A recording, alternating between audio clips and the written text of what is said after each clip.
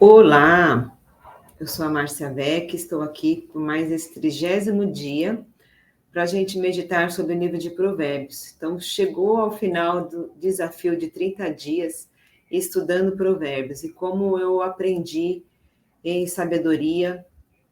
E se você conseguiu acompanhar algum dia, algum capítulo e se propôs desse mês também, aceitou o desafio de meditar sobre o livro de Provérbios, eu tenho certeza que a sua sabedoria cresceu, que o seu conhecimento e a sua sabedoria cresceu na medida que você meditou, na medida que você colocou em prática e aplicou a palavra sobre a sua vida.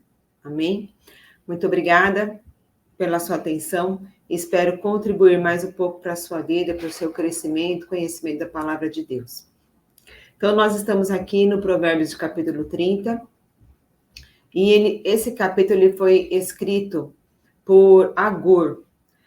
Ele não foi escrito por Salomão, tá certo? Porque o livro de Provérbios ele é uma compilação da sabedoria escrito por Salomão e por alguns outros sábios. Então, esse específico capítulo 30, ele não foi escrito por Salomão, mas por um sábio. Então, e esse sábio, ele era um homem temente a Deus, e nós vamos ver aqui na sua palavra, né, naquilo que ele escreveu, logicamente inspirada por Deus, porque toda a Bíblia, ela é inspirada por Deus. Vamos ver aqui quais são os ditados, né, as palavras de sabedoria que ele nos ensina. Então, vamos lá? Começando aqui, capítulo 30, versículo 1. Ditados de Agur, filho de Jaque, oráculo. Este homem declarou a Itiel e a Ucal. Declarou o quê? Aqui segue uma declaração de Agur, tá certo? Então ele diz assim: sou o mais tolo dos homens, não tenho o entendimento de um ser humano. Não aprendi sabedoria, nem tenho conhecimento do santo. Quem subiu aos céus e desceu? Quem ajuntou nas mãos os ventos? Quem embrulhou as águas em sua capa? Quem fixou todos os limites da terra? Qual é o seu nome e o nome do seu filho? Conte-me, se você sabe. Cada palavra de Deus é comprovadamente pura. Ele é um escudo para quem nele refugia. Então, aqui, Agur, ele mostra aqui que ele tem consciência que existe um Deus eterno, existe um Deus criador dos céus e da terra, e dizendo que ninguém conseguiu e subiu aos céus, ou segurar o vento, ou embrulhar as águas com a sua capa. Então, aqui ele reconhece a grandeza de Deus, tá certo? Então, ele tem consciência. E quem tem consciência do Deus eterno, e nós podemos fazer uma aplicação para a nossa vida aqui, porque assim, a palavra de Deus, aqui ele fala que a palavra, ele é escudo, né? Cada palavra de Deus é comprovadamente pura. Por quê? Deus, ele é a sabedoria em pessoa, né? Por isso que nós temos que buscar o quê? A sabedoria vertical, que é a sabedoria de Deus, do Espírito Santo, de Jesus Cristo, porque eles existem desde a fundação do mundo. Eles estiveram presentes durante toda a criação. Eles nos criaram, eles conhecem o nosso interior, as nossas necessidades, conhecem as nossas dificuldades, as nossas limitações. E ele fala que nenhuma sabedoria humana é capaz de penetrar as profundezas dos céus e controlar as forças da natureza. Por mais que hoje em dia o homem dotado de conhecimento, capacitação, com a permissão de Deus, a gente tem, cada dia a ciência cresce, né? Nós temos o conhecimento científico, tem muitas coisas que nós não conseguimos explicar e muito menos controlar, haja vista as forças da natureza, tá certo? Então, aqui ele está reconhecendo que existe um Deus.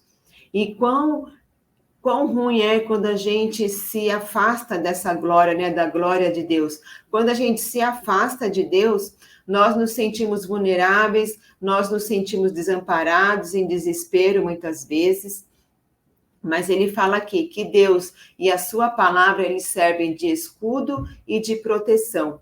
Então, por mais que muitas vezes nós nos sintamos pequenos, incapazes, diante da força da natureza, de tudo que há neste mundo, diante daquilo que está oculto aos nossos olhos, nós temos um Deus, que ele é nosso escudo e nossa proteção. E é nele que nós temos que confiar acima de tudo. Faz sentido para você? Continuando aqui no versículo 6. Nada acrescente às palavras dele, do contrário, ele o repreenderá e mostrará que você é mentiroso. Então, aqui ele está falando sobre o perigo, ele está alertando sobre o perigo da gente alterar a palavra de Deus. E a gente conhece, a gente sabe que existem profetas verdadeiros e profetas falsos. Os profetas que realmente se preocupam e prezam em falar e pregar a verdade, em ensinar a palavra tal como ela é escrita. Mas existem os falsos profetas que falam o quê? Segundo os seus próprios interesses. Então, eles vão sempre falar a palavra ou só o trecho, aquilo que lhe convém, tá certo? Para tirar vantagens, para enganar as pessoas. Então, por isso que quando nós ouvimos a palavra, nós não temos que nos contentar só com a explicação de alguém, mas ir procurar na Bíblia se aquilo faz sentido, se é assim mesmo, tá certo? Não confiar, porque existem muitas pessoas que pregam a palavra, que ensinam a palavra, dentro das igrejas também. Por quê? Porque eles querem enganar as pessoas, tá certo? Muitas vezes enganando as pessoas, os fiéis, para ter benefícios próprios, muitas vezes para enriquecer às custas dos fiéis. E Jesus, Deus, ele repudia a mentira, ele repudia esta prática. Né? E haverá condenação para aquele que adultera a palavra dele. Continuando aqui do 7 do 7 ao 9. Ele fala assim: 2 coisas peço que me dê antes que eu morra. Mantém longe de mim a falsidade e a mentira. Não me des nem pobreza nem riqueza. Dá-me apenas o alimento necessário. Se não, tendo demais, eu te negaria e te deixaria e diria: quem é o Senhor? Se eu ficasse pobre, poderia vir a roubar, desonrando assim o nome do meu Deus. Então, aqui ele está pedindo, né, 2 coisas a Deus. O que ele fala aqui? Que ele primeiro está pedindo para que, cadê aqui, mantenha a falsidade. Primeiro, em relação a se manter longe da mentira e da falsidade. Então, a mentira, ela tem vários níveis de gravidade. E a mentira, ela está permeada em todas as nossas relações, todos os lugares que a gente vai, tá certo? A gente percebe a prática da mentira nos nossos lares, nas empresas, nas igrejas, nas escolas. E essa cultura da mentira, do engano, ela traz um prejuízo não só material para a sociedade, para as pessoas, para as relações, como também moral. Jesus, ele ensinou na sua palavra que a nossa palavra tem que ser sim, sim e não, não. Tudo aquilo que passar disso vem do quê? Vem do maligno. E a própria palavra de Deus diz que o pai da mentira é o diabo. Então, nós precisamos voltar para a palavra e ver se realmente nós estamos pecando porque nós estamos mentindo. Lembrando que mentira, quem é o pai da mentira? É o diabo. Então, quem que você está atraindo para a sua vida? Quem que você está agradando através das suas atitudes, das suas palavras? A Deus ou ao inimigo da sua alma, né? Ao diabo. E aí ele alerta também para a gente que nós precisamos o quê? Principalmente ajudar as crianças. As crianças que começam a mentir desde cedo. Como é que as crianças aprendem a mentir? Primeiro que está na natureza dela, né? Todos nós já nascemos pecadores. Então, nós já temos na nossa natureza o pecado. E a mentira, ela começa principalmente com o medo.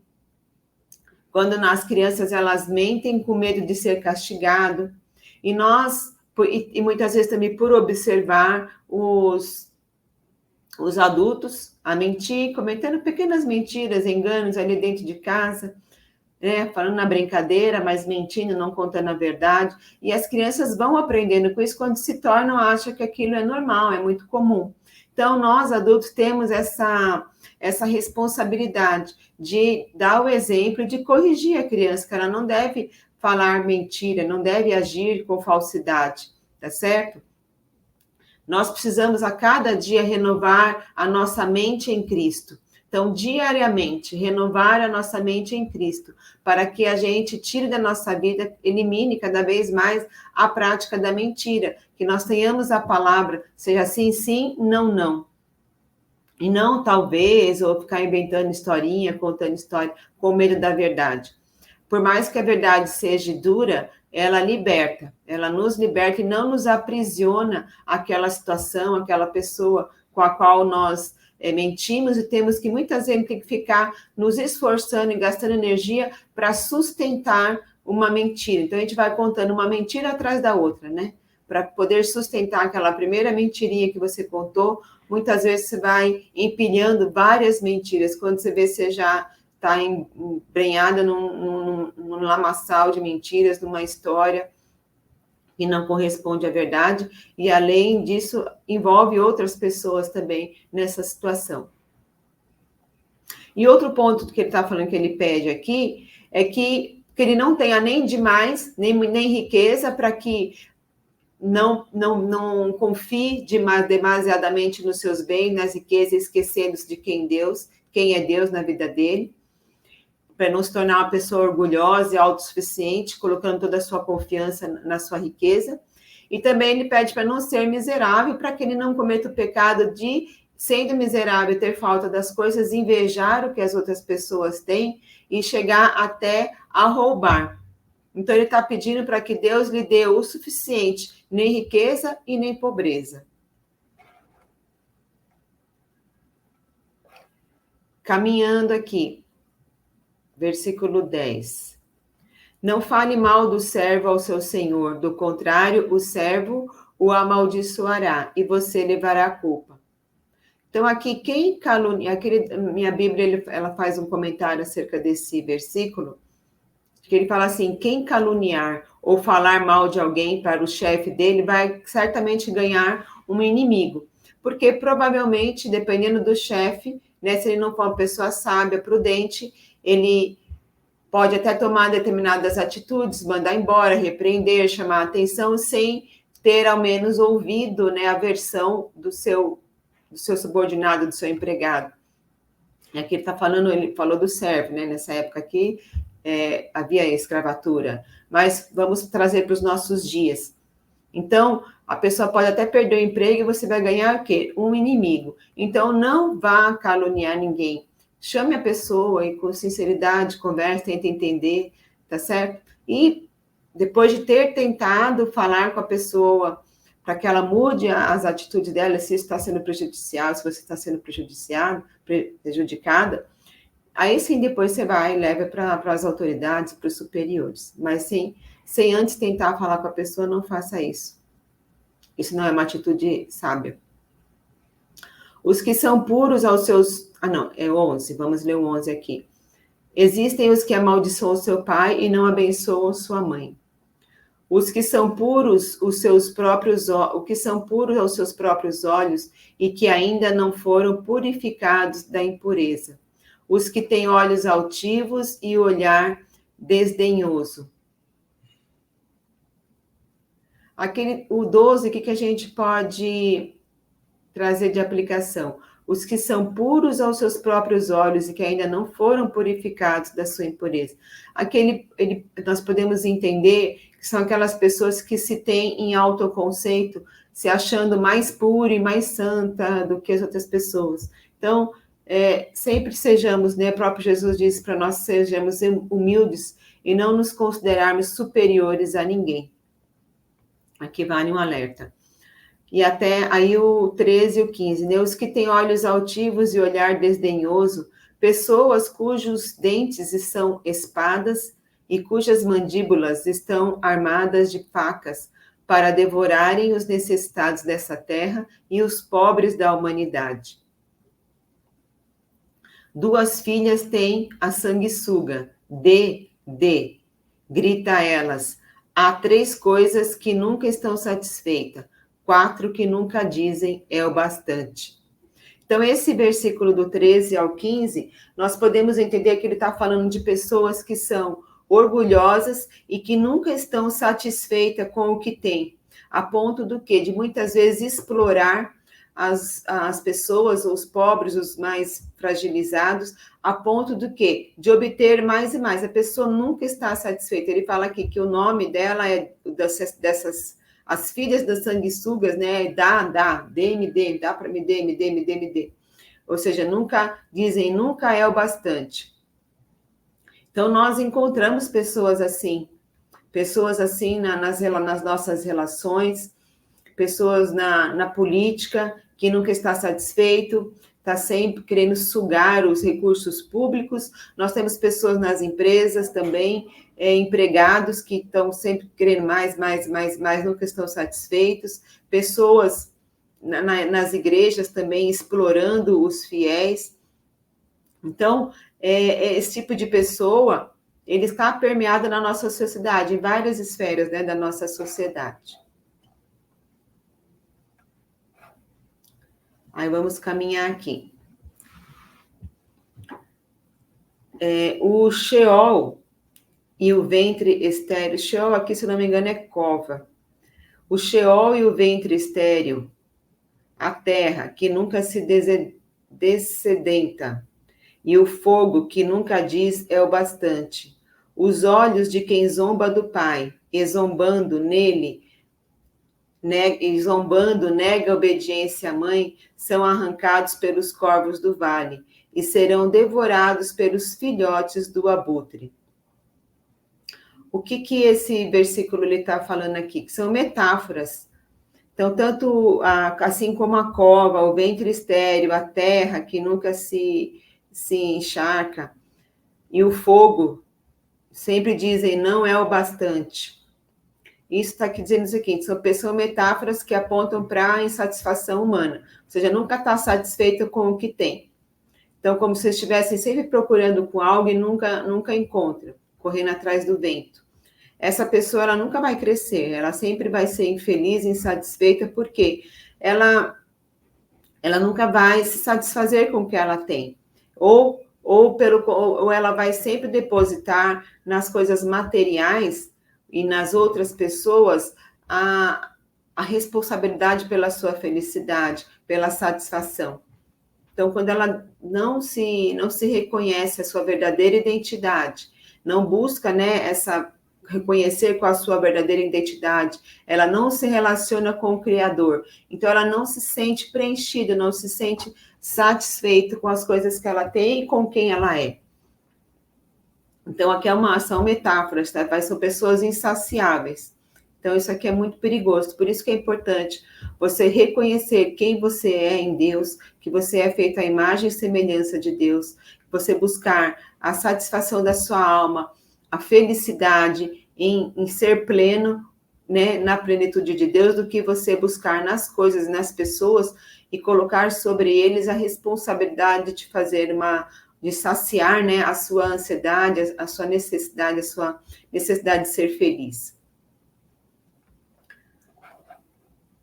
Aí o 17, os olhos de quem zomba do pai e zombando nega obediência à mãe serão arrancados pelos corvos do vale e serão devorados pelos filhotes do abutre. Aqui ele está fazendo essas metáforas, ensinando aos filhos a cuidarem dos seus pais na velhice. Há 3 coisas, 18 aqui. Há 3 coisas misteriosas demais para mim, 4 que não consigo entender. O caminho do abutre no céu, o caminho da serpente sobre a rocha, o caminho do navio em alto mar e o caminho do homem com uma moça. Então, esses 2 versículos também, ele está salientando que ele está admirado, né? Está maravilhado com as coisas, com essas coisas que ele observou do dia a dia, que é o caminho como a serpente caminha entre as pedras, como as aves voam, como o homem, né, o casal ali, enamorados, agem um com o outro. Então, aqui ele está falando sobre isso. Aqui nós podemos dizer o quê? Que naquela época, e os sábios, que eles tiraram sabedoria da onde? Das coisas que eles observavam, da natureza, das relações humanas. Então, aqui ele está destacando, salientando maravilhas que ele observou ali no seu dia a dia. Aí, 21. 20. Este é o caminho da adúltera. Ela come e limpa a boca e diz: não fiz nada de errado. Lembrando que, como foi escrito, né, numa época, foi escrito para homens, uma sociedade machista, mas os provérbios eles se aplicam também a homens e mulheres. Isso aqui nós podemos aplicar a todos os adúlteros em geral, mulheres e homens, que acham que depois de praticar o adultério, lavando-se exteriormente, eles vão aliviar a sua própria consciência, como se, né, lavando, fazendo, né, se limpando, se maquiando, se disfarçando, isso vai aliviar a consciência, mas a gente sabe já qual é a consequência do adultério, o quão destrutivo isso é para a sua relação para com Deus, para as suas relações e para toda uma sociedade, para as famílias. Quão triste é esse tipo de atitude, né? Quanto destrutivo é o adultério. 22 e 23. O escravo que se torna rei, o insensato farto de comida, a mulher desprezada que por fim se casa e a escrava que toma o lugar de sua senhora. Então aqui ele está comparando atitudes, aqui na verdade é um contrassenso de pessoas que estão em posições que não deveriam estar. Ou seja, o escravo se torna rei, o insensato, que é o comilão aqui, se farta de comida, a mulher desprezada que se casa e a escrava que toma o lugar de sua senhora. Então, aqui ele está mostrando que, às vezes, há situações em que pessoas ocupam posições que elas não deveriam estar ocupando, tá certo? E que isso provavelmente tem consequências sérias. O 24. 4 seres da terra são pequenos, e, no entanto, muitos sábios. Aí ele vai falar aqui de quem são esses seres pequenos que ele observou mais uma vez aqui na natureza.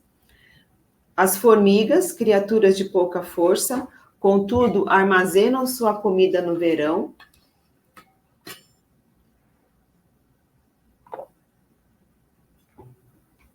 Os coelhos, criaturas sem nenhum poder, contudo habitam nos penhascos. Os gafanhotos, que não têm rei, contudo avançam juntos em fileiras. E a lagartixa, que se pode apanhar com as mãos, contudo encontra-se nos palácios dos reis.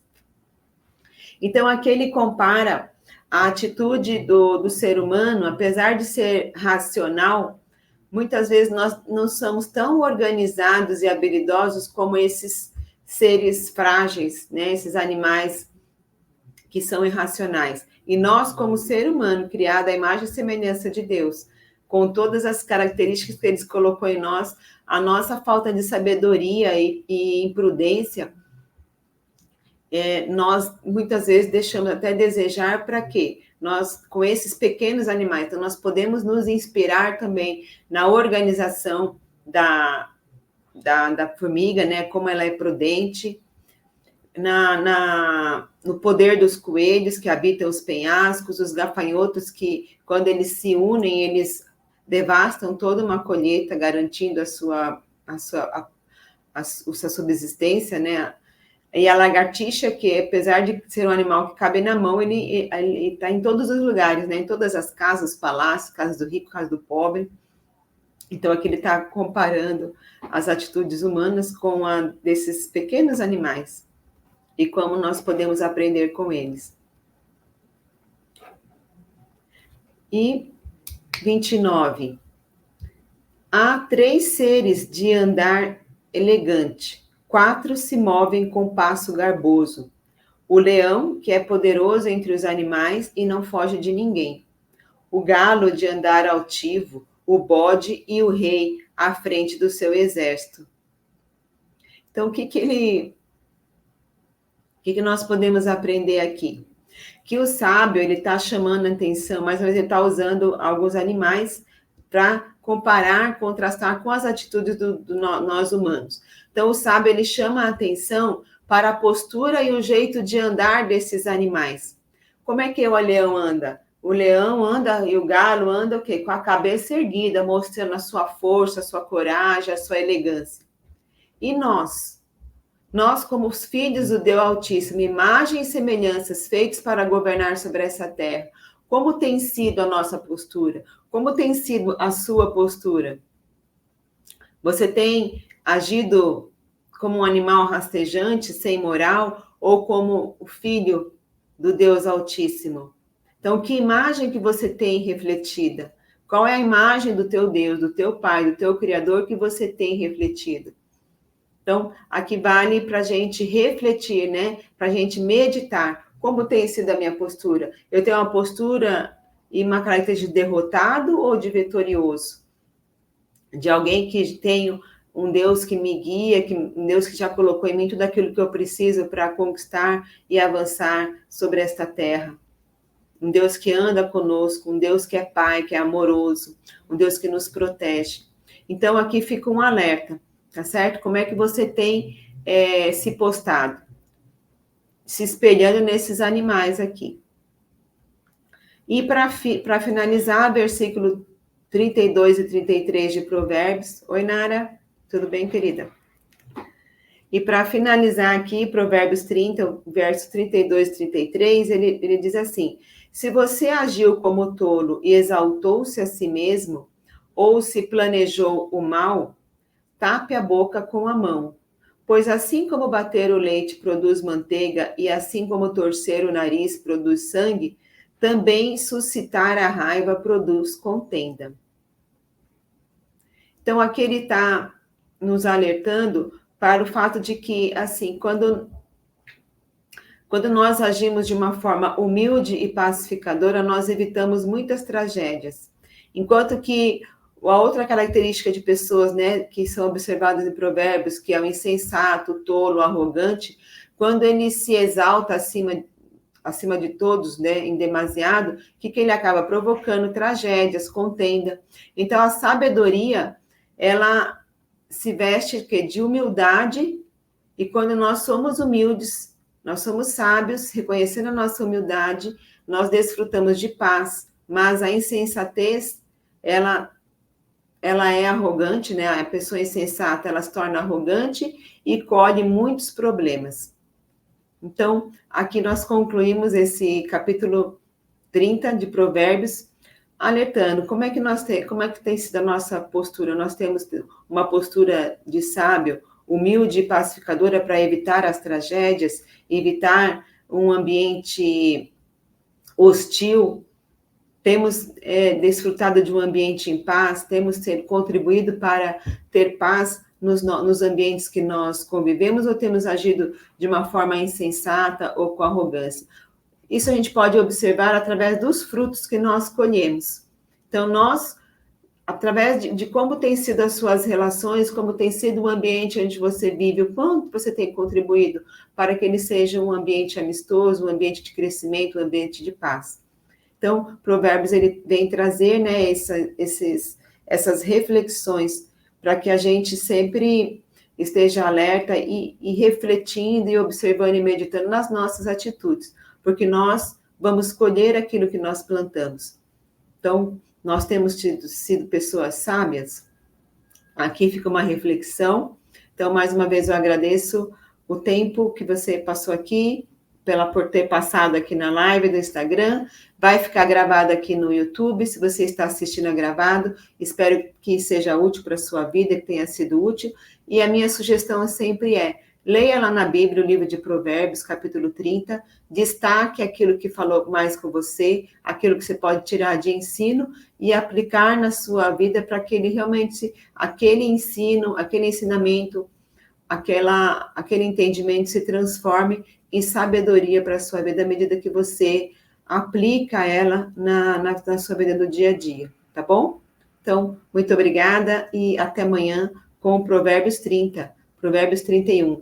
Provérbios 31 vai falar sobre a mulher virtuosa, quem a achará, né? Aí para as mulheres. Você tem sido a mulher virtuosa de Provérbios 31? Vamos refletir e meditar nisso amanhã, tá ok? Muito obrigada, boa tarde. Tchau, tchau.